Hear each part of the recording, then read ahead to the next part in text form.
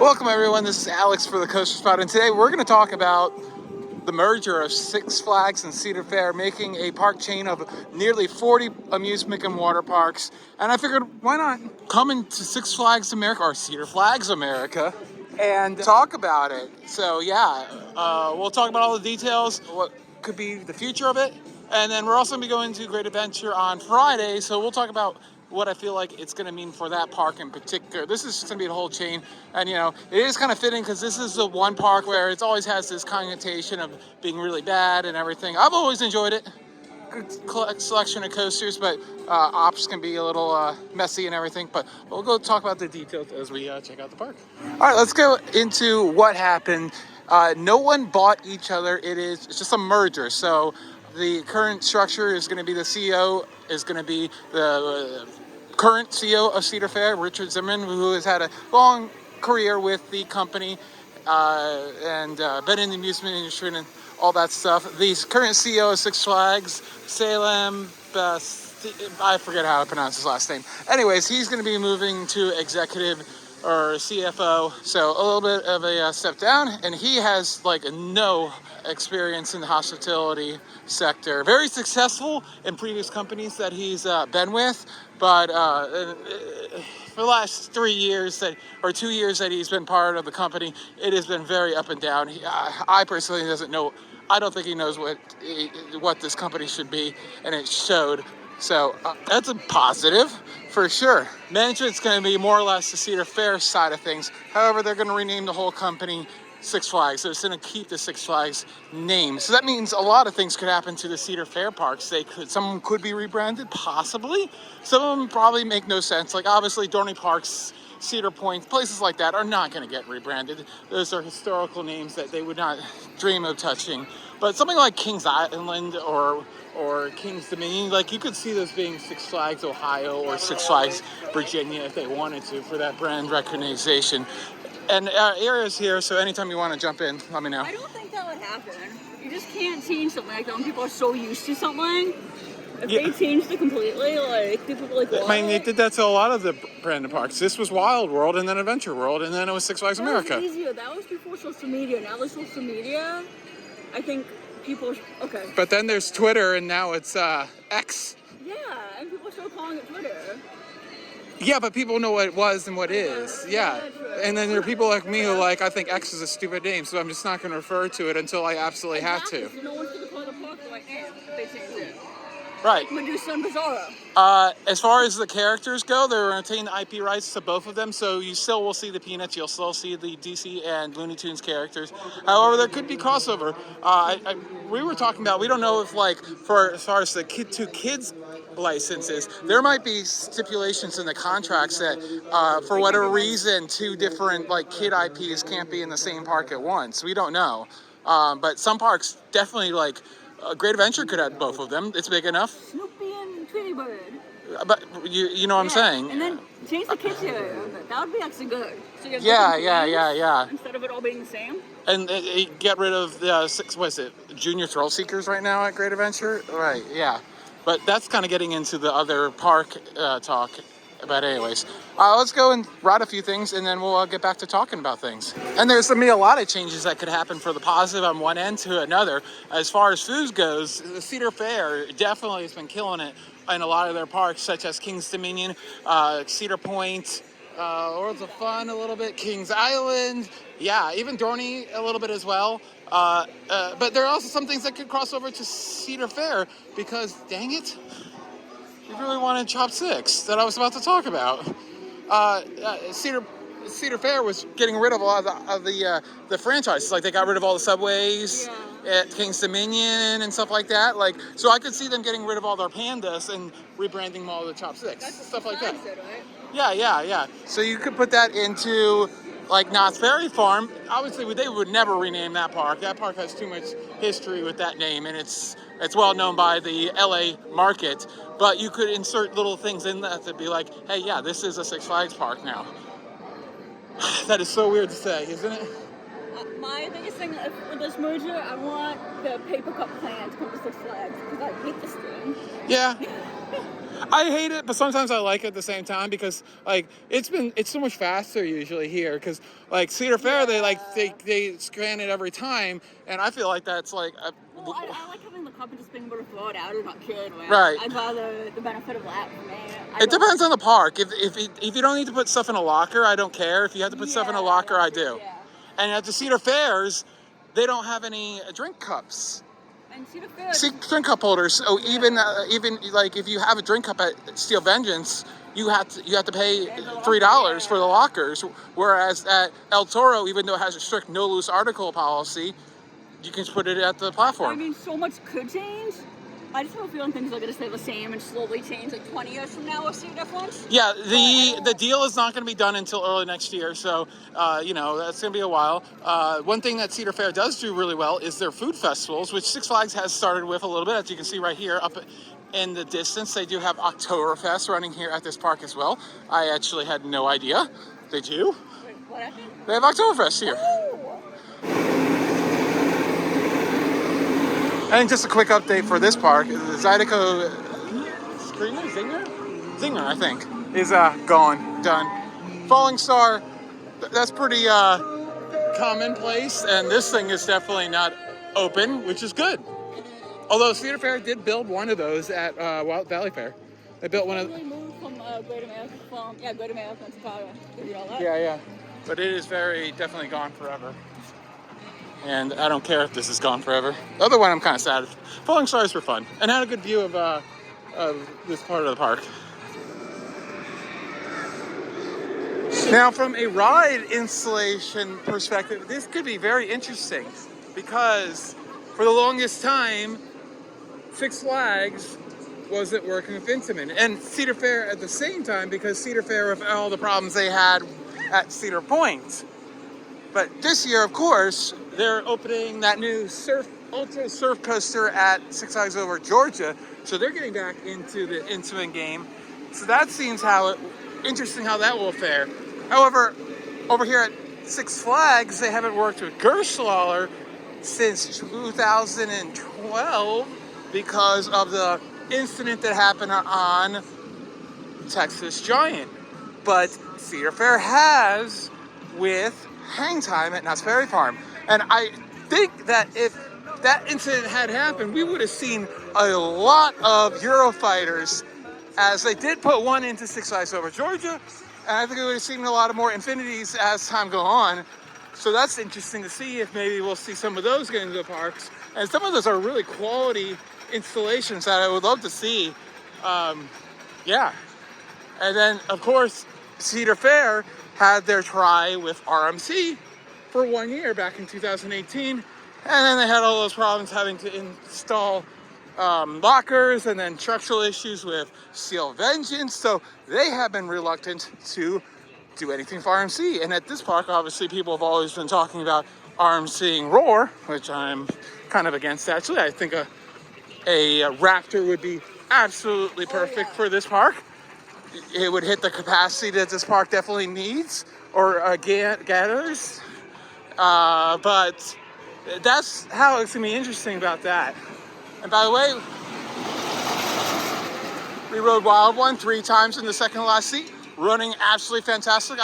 It's always an underrated ride. It's got that really good laterals, good air time, and if you're not riding on wild wheel seat, like we did not just want to discover how it felt, it was a great ride. So Cedar Fair, it has been going for larger, more involved installations, lots of Giga coasters. Could that mean we could see some Giga coasters at like Magic Mountain or Great Adventure? That would be cool. Didn't you say you wanted a 299-foot coaster at Great Adventure and everyone would call it a Strata, but you'd be like, No, that's a damn Giga. Yeah, I was just joking around. Kind of a take on Orion, but the other way around. Yeah, and then I feel like we could see a lot of beauty improvements. Some parts of this park I think are absolutely okay, need some TLC, but some parks I don't think were ever built very nicely. This one included, for sure. They replaced the Sky Screamers and what's the other one? the wind seekers. Yeah, the wind seekers. No, they should get rid of the wind seekers. Yeah. And put sky screamers in. Well, they went wind seeker. They went sky screamer with the last one that they put in with Valley Fair. Right. Yeah. They realized their mistake eventually. Oh, by the way, Hall Manor, one of the best haunts at a Six Flags park. Former Six Flags park. Oh, they did a single rider here. Look at that. I didn't know they did single riders here. I'm sure they don't use that anymore. Oh, they do not. that probably lasted just as long as it did at Great Adventure, which was not very long. Okay. So that's all we had to talk about with the. Oh, crud! I think it broke. Yeah, I'll go back over. And as we're talking, we should talk about operations. So we'll talk about that next as we walk all the way back to Batwing after we ride Jinx a few times.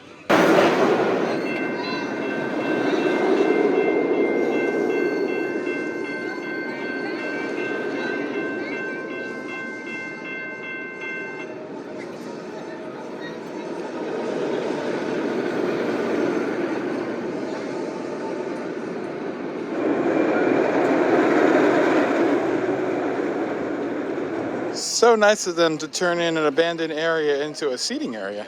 I enjoyed it. It looks so miserable back there.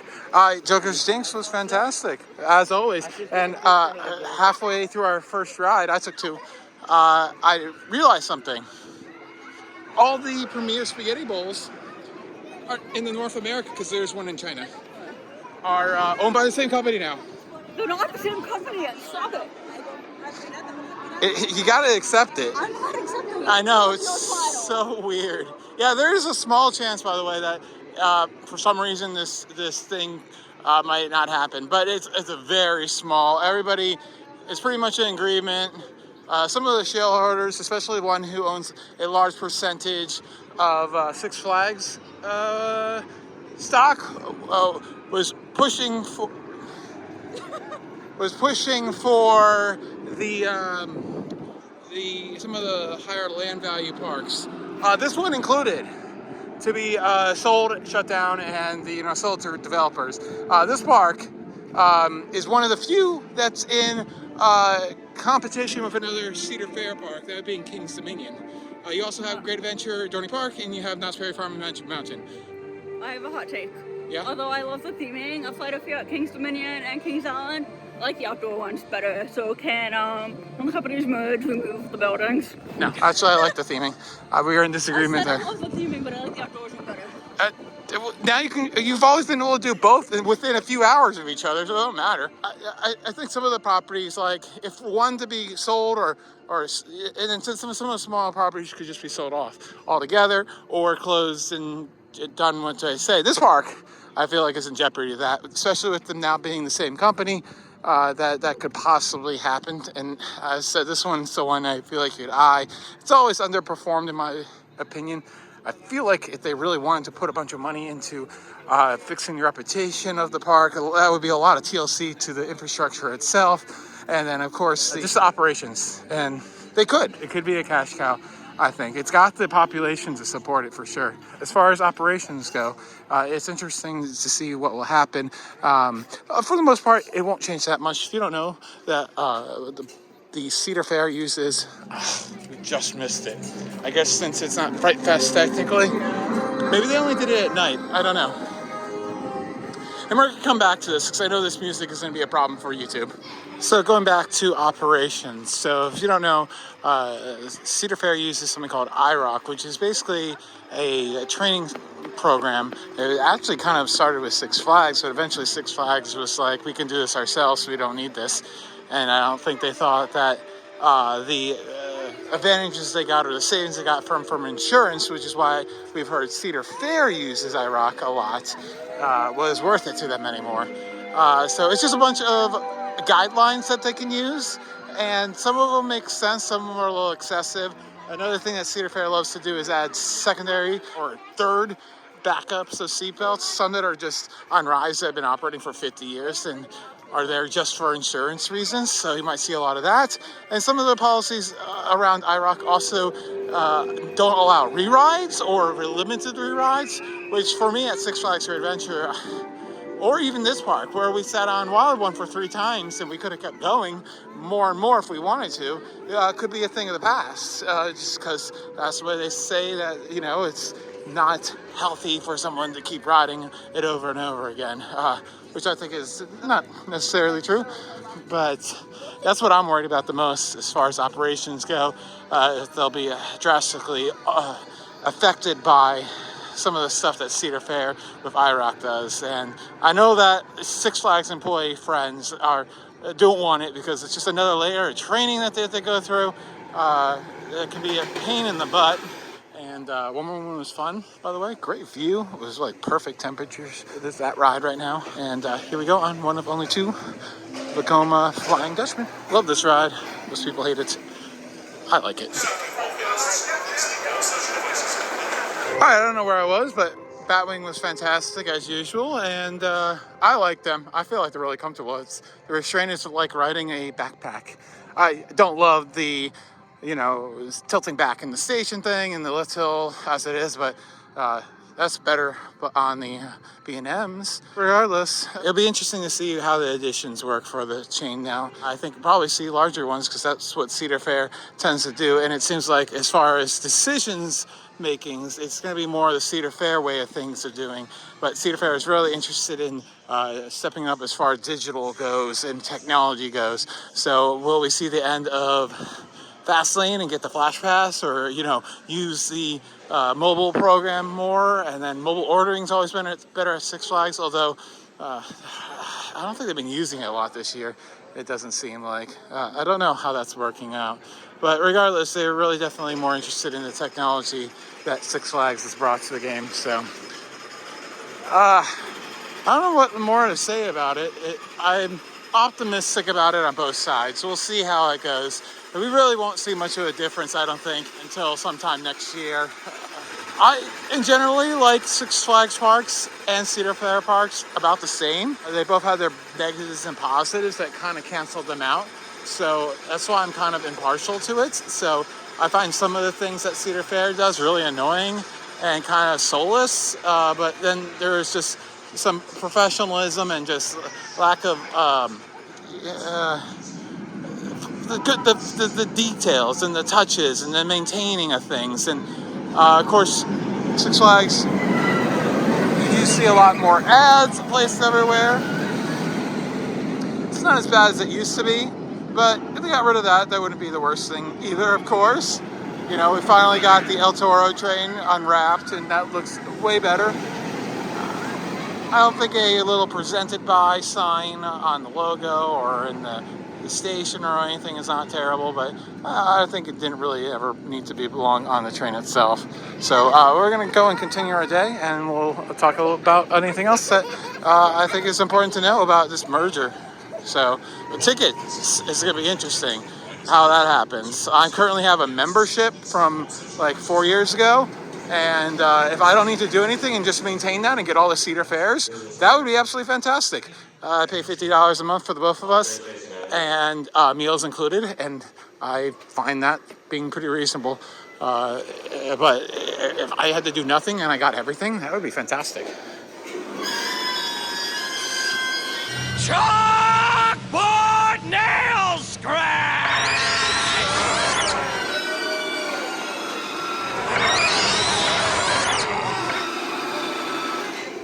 Kind of a big bummer that we're not going to be able to ride Superman today. That's unfortunate, but they are working on it, so it should be open for next weekend, hopefully.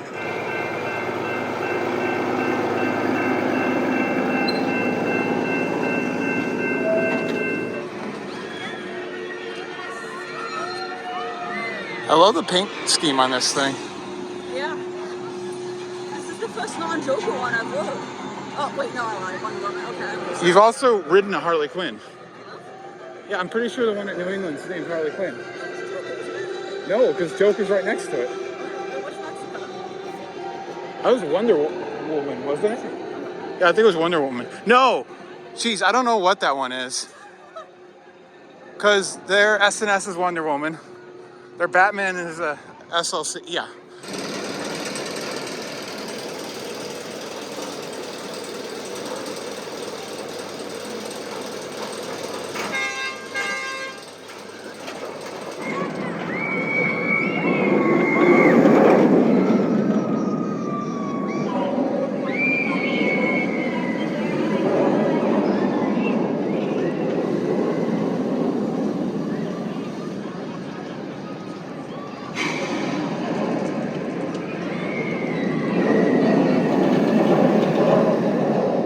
Oh, and just to tell you, here is what's going on with 2024 here at the park.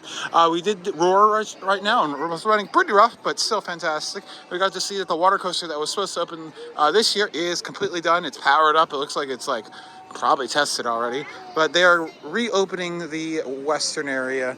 Steamtown it's going to be, so it's going to take on a steampunk theme.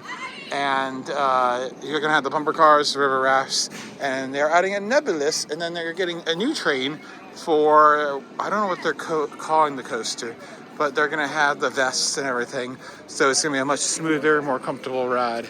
So I think, though, unfortunately, that means that the Hoos breakdance, the cow ride, is going to be gone, which is unfortunate. All right, so that was our day at Six Flags America, and my thoughts on the merger. You know, a lot of good things could come from it, especially season passes. They are going to have a combo pass of some sort. Again, it'd be great if it was just a membership I have now, but we'll see in the future. And of course, we'll keep you updated as more information comes out. You know, we probably won't see many changes for the next season, but by 2025, definitely they'll integrate more things. And, you know, it could be a good thing, could be a bad thing, but, you know, overall, I don't think the whole park experience should change too much. Famous last words.